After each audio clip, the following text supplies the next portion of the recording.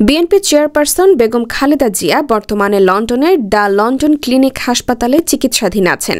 তার সঙ্গে প্রতিদিন দেখা করছেন তার ছেলে তারেক রহমান এবং পরিবারের অন্য সদস্যরা।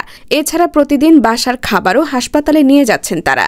11 জানুয়ারি শনিবার স্থানীয় সময় বিকেল 4টার দিকে তারেক রহমানকে তার স্ত্রী জুবাইদা সহ হাসপাতালে ঢুকতে দেখা যায়। এদিন খালেদা জিয়ার সঙ্গে আরও দেখা করেছেন জাতীয়তাবাদী মহিলা দলের সভাপতি আফরোজা আব্বাস, যার সঙ্গে তার স্বামী বিএনপির স্থায়ী কমিটির সদস্য মির্জা আব্বাসও উপস্থিত ছিলেন। মহিলা দলের সভাপতি আফরোজা আব্বাস জানান, খালেদা জিয়া মানসিকভাবে সবসময় শক্ত ছিলেন এবং তার এই শক্তি এখনও বজায় রেখেছেন, যার ফলে তিনি এখনও মেরুদণ্ড সোজা করে দাঁড়িয়ে আছেন। খালেদা জিয়ার ব্যক্তিগত চিকিৎসক অধ্যাপক ডাক্তার AZM জাহিদ হোসেন বলেছেন, খালেদা জিয়ার শারীরিক অবস্থা ভালো, তার স্বাস্থ্যের উন্নতি হচ্ছে এবং পরীক্ষা নিরীক্ষাও চলছে। তিনি আরও বলেন, খালেদা জিয়া বর্তমানে তার পরিবারের সদস্যদের সঙ্গে সময় কাটাচ্ছেন এবং বেশ হাসিখুশি অবস্থায় রয়েছেন। 8 জানুয়ারি খালেদা জিয়া উন্নত চিকিৎসার জন্য লন্ডনে আসেন এবং ওই দিনই তাকে সরাসরি হিথ্রো বিমানবন্দর থেকে লন্ডনের বিশেষায়িত বেসরকারি হাসপাতাল দ্য লন্ডন ক্লিনিকে ভর্তি করা হয়।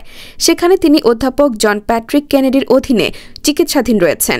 তারেক রহমানের পারিবারিক ঘনিষ্ঠ ব্যক্তি এবং জিয়া ফাউন্ডেশন ইউরোপের সমন্বয়ক কামাল উদ্দিন জানিয়েছেন, খালেদা জিয়া বর্তমানে পুত্রবধূ জুবাইদা রহমানের রান্না করা চিকেন স্যুপ ও ডাল খাচ্ছেন।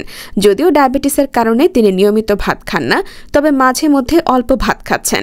লন্ডনে তারেক রহমান সহ পরিবারের সদস্যরা খালেদা জিয়ার সার্বক্ষণিক পরিচর্যা করছেন।